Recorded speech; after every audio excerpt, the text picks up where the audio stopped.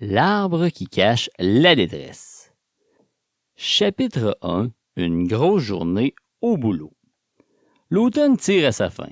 Tranquillement pas vite, le froid commence à s'installer sur la ville de Québec. Les arbres ont terminé de perdre leurs feuilles et elles sont même, pour la plupart, déjà ramassées.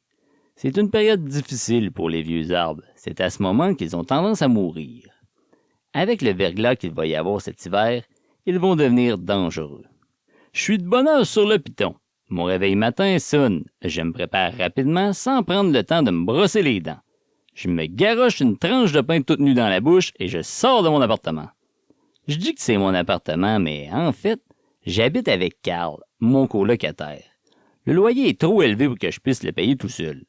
Pour être plus précis, c'est son appartement à lui et je lui donne de l'argent en échange de ma chambre. J'habite un vieil immeuble mal entretenu, comme tous ceux du quartier. En mettant le pied dans le corridor, je peux sentir l'odeur de cigarette qui est imprégnée dans les murs jaunis. En 40 ans à vivre dans le coin, je n'ai pas l'impression que des rénovations ont déjà été faites. J'ai une grosse journée de prévue, comme à tous les jours. Je descends les marches de l'escalier et je vois qu'il y a déjà des rôdeurs de levée.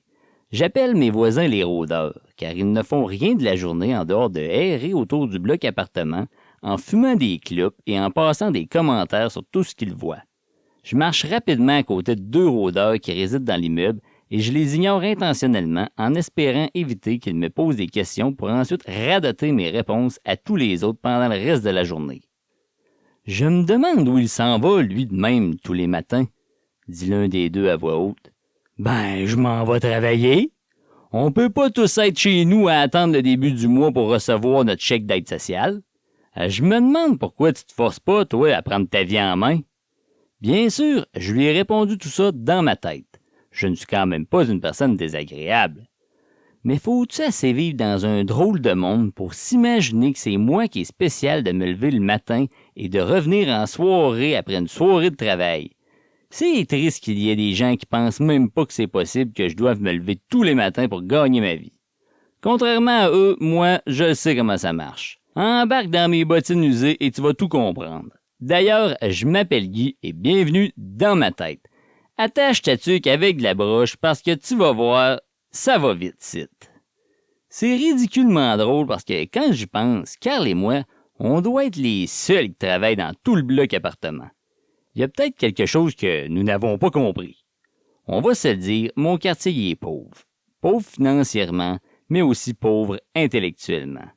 Moi, au moins, tous les jours, en allant chercher mon Pepsi Diète au dépanneur, je me tiens au courant des dernières nouvelles auprès du commis. Je ne connais pas tout, mais au moins je m'intéresse. Il est loin d'être parfait, mais jamais je ne changerai de quartier pour une seule raison. Une fille du coin qui s'appelle Stacy. En sortant du stationnement, je la vois à l'autre bord de la rue. Elle se positionne l'épaule à côté sur le mur avec une attitude de badass.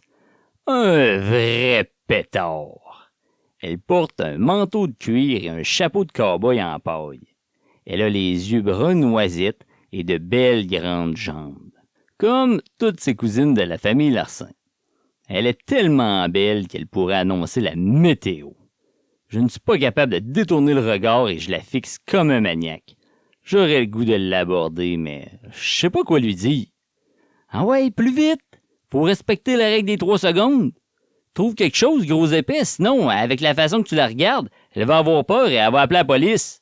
C'est à ce moment-là qu'elle me sort de mes rêveries et me dit « Salut Tigui, t'aurais pas un 20$ à me passer? » La surprise me rend bouche bée.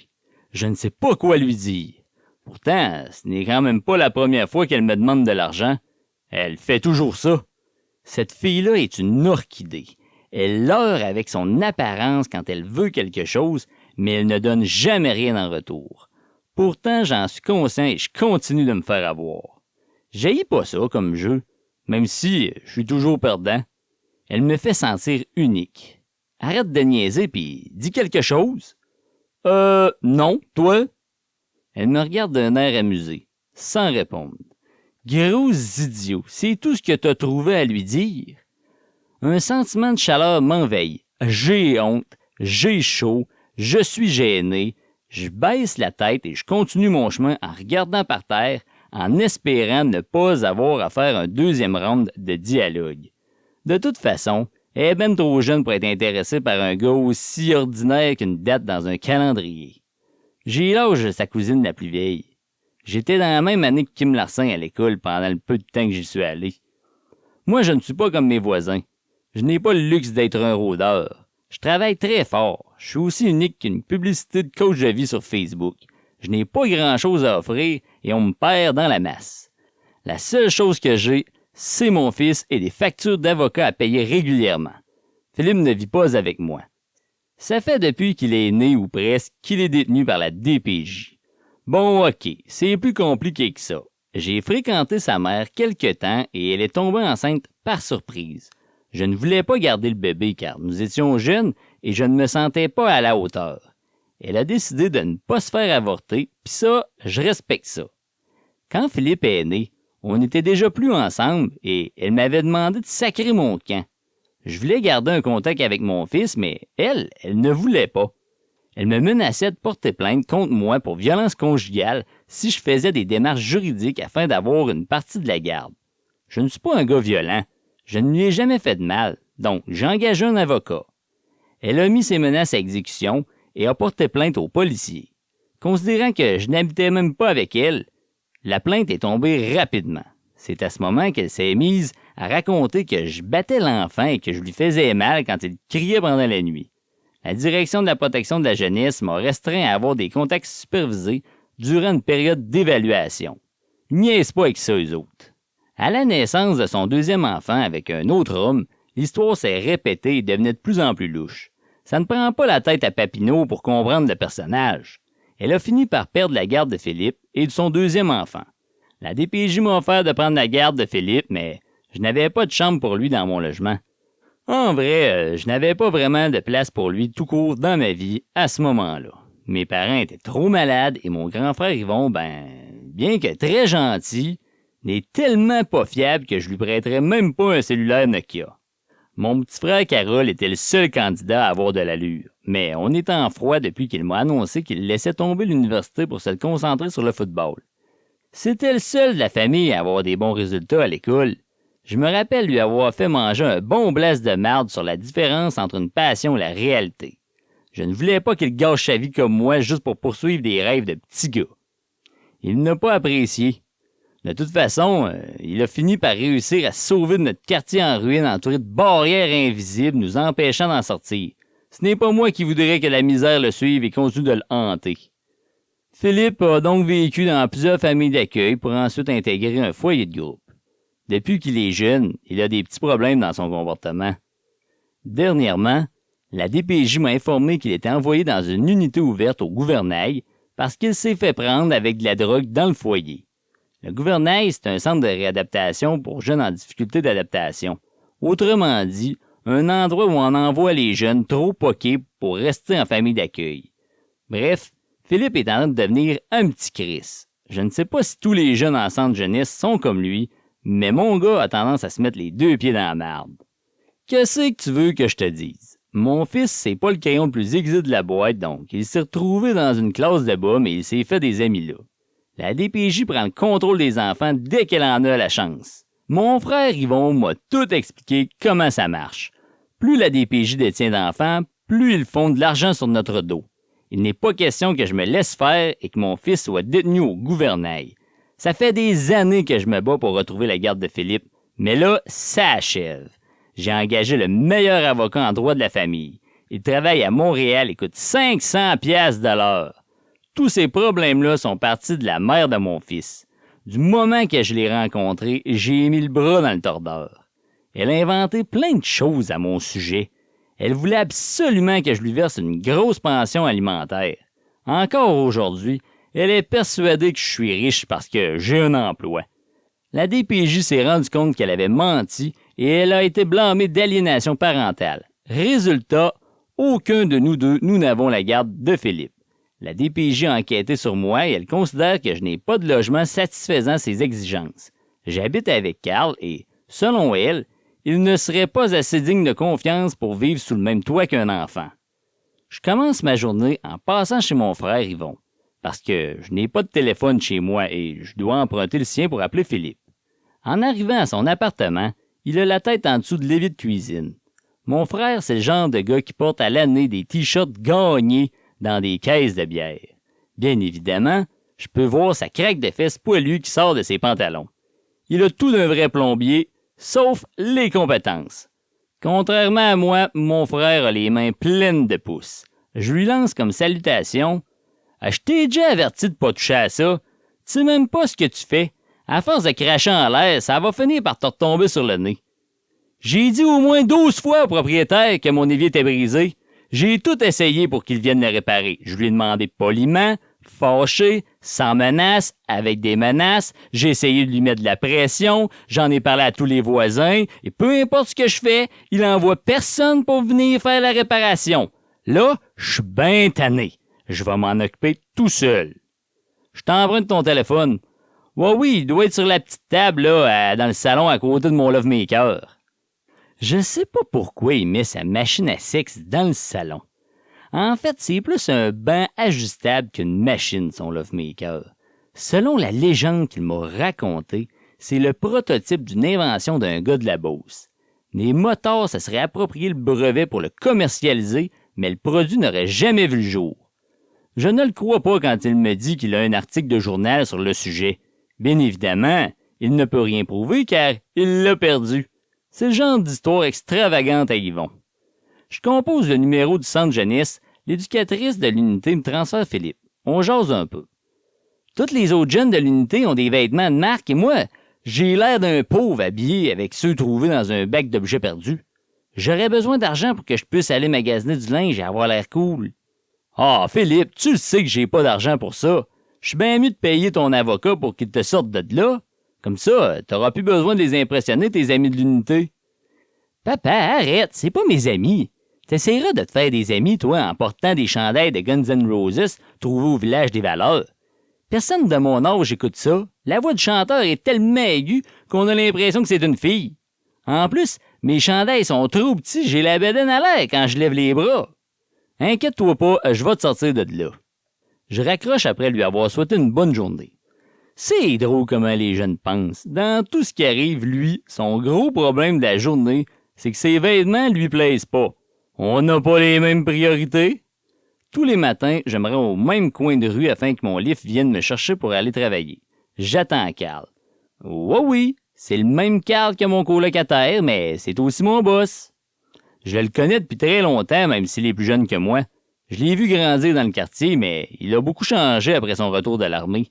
C'est comme s'il n'était pas revenu à 100%. Mon frère m'a déconseillé de travailler pour lui. En tout cas, Carl part plus tôt que moi le matin pour aller chercher le pick-up et les outils. Carl est un petit entrepreneur. Son entreprise compte 2 employés, lui et moi.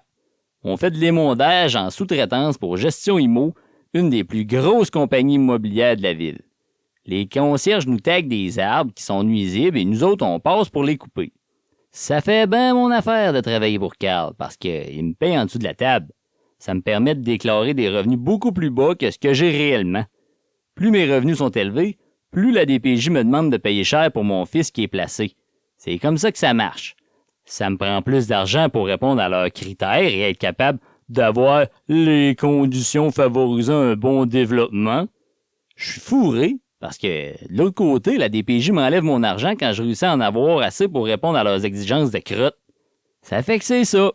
J'ai pas le choix d'essayer de crosser, sinon je m'en sortirai jamais. Après quelques minutes d'attente, je vois arriver le gros pick-up de couleur gris charcoal qui boit autant de gaz qu'un gars de la Beauce boit de la bière. Moi, j'en bois rarement de la bière, donc ça m'en prend un peu pour en ressentir les effets. Comme disait mon père, 2 Tylenol, un Robaxacet et une bière, ça frappe autant qu'un 6-pack, mais c'est moins cher. C'est peut-être pour ça qu'il est mort jeune, par exemple. En Beauce, la bière est tellement importante qu'ils en ont fait une unité de mesure presque universelle. Les Beaucerons s'en servent comme indicateur de temps. On s'en va après la bière! Ils s'en servent aussi pour calculer les distances. Tring-Jonction est à 5 bières de route de Sainte-Marie.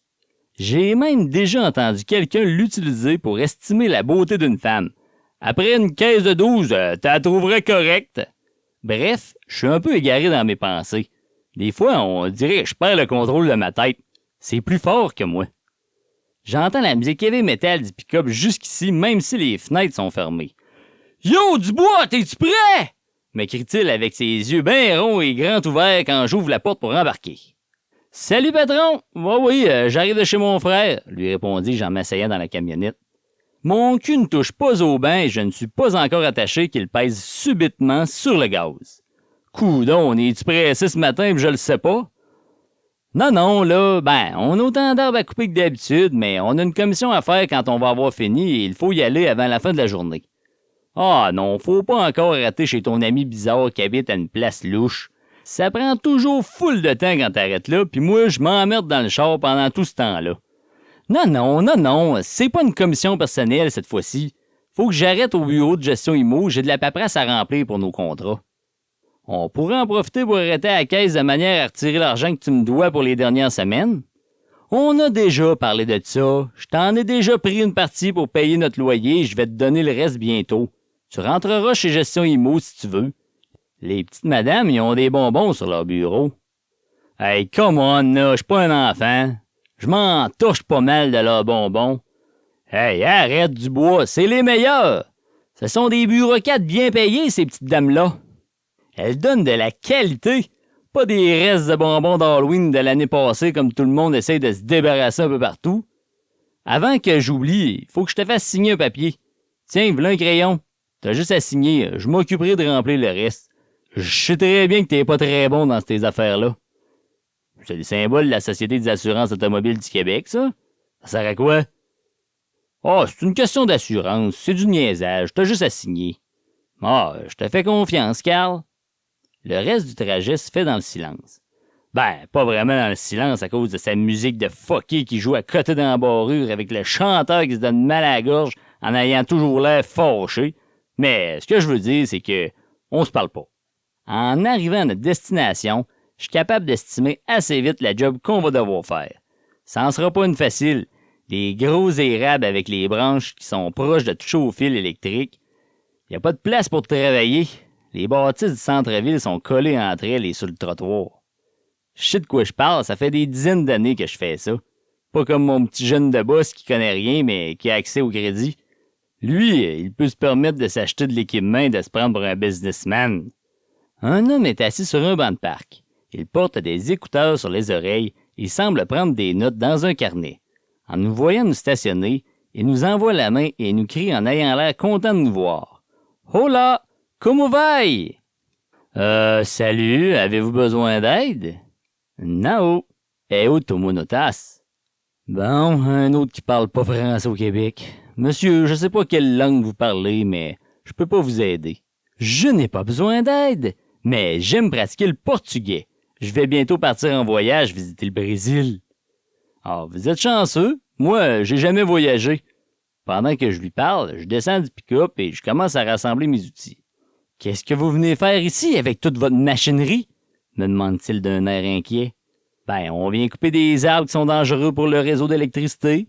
Vous, qu'est-ce que vous faites avec votre calepin? » Je prends en note toutes les activités du quartier et je construis une base de données que je vais présenter au conseiller municipal. Ensuite, je lui soumettrai mes projets pour améliorer le quartier. Coudon, vous êtes quelqu'un d'important, vous? Ça doit être bien payé de travailler auprès d'un conseiller de la municipalité. Ah, mais je ne travaille pas pour la mairie. Je fais ça bénévolement en tant que citoyen. Eh ben, vous avez beaucoup de temps à perdre dans votre journée dans ce cas-là. Chacun a un rôle à jouer dans sa communauté, qu'il soit salarié ou non. Vous aussi, vous avez du temps à perdre. Travailler, c'est pour les pauvres. Hein? Vous êtes un comique, vous. Faut travailler pour avoir de l'argent, sinon on devient pauvre. Oui, mais les riches, eux, n'ont pas besoin de travailler. Donc, travailler, c'est pour les pauvres. Vous, en dehors de vos grands projets de société bénévole, travaillez-vous? Non, je vis très bien avec pas grand-chose. Je n'ai pas besoin de travailler, alors ça fait de moi un homme riche. Tu te dépêches-tu? La journée est commencée, là. Hop, hop, hop! Intervient Carl. Coudon, t'es toujours impatient, toi. Tu pourrais commencer si tu n'avais pas besoin de moi pour te dire quoi faire. C'est pour ça qu'on fait une si belle équipe. Je me retourne vers l'homme et m'adresse à lui. Je dois vous laisser. Bonne chance dans vos grands projets. Attendez un instant, me dit l'homme. Je vous laisse une de mes cartes professionnelles. Il est écrit Darius, consultant en arts occultes. Ça veut dire quoi, ça? Vous verrez, nos chemins se recroiseront, j'en suis certain. Maintenant que nous avons fait connaissance, le tutoiement serait plus convenable. OK. Bonne journée, là. Bon dia. Je prends ma scie mécanique qui se trouve dans la boîte du pick-up. J'utilise toujours la même, celle avec mes initiales écrites dessus. Je vais rejoindre Carl. C'est alors que Carl me murmure. Hey, c'est un bizarre, lui. Parle pas aux personnes qui ont l'air louches dans le quartier Saint-Roch. Sinon, tu vas finir par te faire poignarder. Ben, voyons donc. Prends ton gaz égal. Le pire qu'il aurait fait, c'est de me lancer un mauvais sort. Il m'a donné sa carte de sorcier. Tu devrais prendre ça au sérieux. Promis, je vais le prendre au sérieux quand je l'aurai vu se promener dans le ciel en volant sur son balai magique. Bon, arrête de niaiser. On commence par où pour aujourd'hui? Je débute toujours par grimper dans l'arbre et faire un diagnostic. Les clients voient les branches mortes et les pointent du doigt, mais en réalité, elles ne sont qu'un symptôme. L'arbre y est malade, et s'il n'est pas traité comme il se doit, nous devrons revenir chaque année. Malheureusement, quand je leur explique le vrai problème, le commun des mortels a tendance à vouloir investir un minimum de temps et d'efforts. Donc, l'année suivante, je dois revenir pour couper de nouvelles branches mortes jusqu'à ce que l'arbre soit laid et qu'il décide de s'en débarrasser. Ça coûterait bien moins cher de s'en occuper en amont, mais, pour une raison que j'ignore, les gens ont des résistances. Après la journée de travail, j'embarque avec Carl pour aller au bureau de gestion IMO. Je n'ai pas le choix, c'est le seul moyen de transport que j'ai pour retourner chez nous. En arrivant au bureau, Carl me dit qu'il doit aller aux toilettes et qu'il ne prendra pas trop de temps. Je sors du véhicule et j'entre dans le bâtiment pour profiter de la chaleur. Un homme portant une casquette des Maple Leafs est couché dans le vestibule. Il a une longue barbe blanche et ressemble un peu au Père Noël, mais avec un teint de peau laissant croire qu'il revient d'un voyage dans le sud. Je vois 2 gros sacs à côté de lui. Il semble avoir passé plusieurs jours à dormir ici. Je m'approche et lui donne le reste de mon lunch que je n'ai pas mangé ce midi. « Merci beaucoup, monsieur. C'est très généreux de votre part. Je m'appelle Mohamed, me dit-il avec un fort accent. « Ça fait plaisir. Viens-tu ici pour profiter de la chaleur toi aussi? »« Oui, j'ai passé l'été ici à l'air climatisé, mais je préfère de loin la chaleur de l'été au froid de l'hiver québécois. C'est la seule chose que je n'aime pas au Canada. » « Vous êtes au Québec depuis combien de temps? »« Je viens tout juste d'arriver. J'ai longtemps vécu à Toronto. Je suis venu au Québec car la vie est dispendieuse en Ontario et je n'avais pas assez d'argent à envoyer aux membres de ma famille qui habitent toujours en Afrique. Alors, bienvenue au Québec. Merci beaucoup. » Je m'enfonce plus loin dans le bâtiment pour chercher Carl, mais je ne le trouve pas. C'est bizarre. J'entends parler fort et je reviens sur mes pas. Je retrouve Carl en train de crier après le Père Noël. « Tu vas me donner mes outils, mon calice d'importé! Je le sais que c'est toi qui les as pris! »« Je ne sais pas, répète le Père Noël à genoux, les mains devant lui et les paumes vers le ciel, donnant l'air d'implorer la clémence de Carl. Je suis incapable de me contenir devant cette scène, alors j'interviens. « Qu'est-ce qui se passe ici? Calme-toi le pompon, Carl! T'étais où, toi? On s'est fait voler des outils dans la boîte de pick-up, il veut pas me les redonner. » « De quoi tu parles? T'es bien crinqué. C'est pas lui. Tu vois bien qu'il n'y a pas de place pour traîner des outils. »« Asti de quartier de tout croche, » ajoute Carl en reniflant. « On s'en va avant de se faire voler un rein. » Pendant le trajet du retour, Carl est très irritable. Je sais ce que je dois faire dans ce temps-là. Farmer ma gueule. Ce segment était un extrait du livre audio « L'arbre qui cache la détresse » de François Gravel, intervenant web. Disponible sur Audible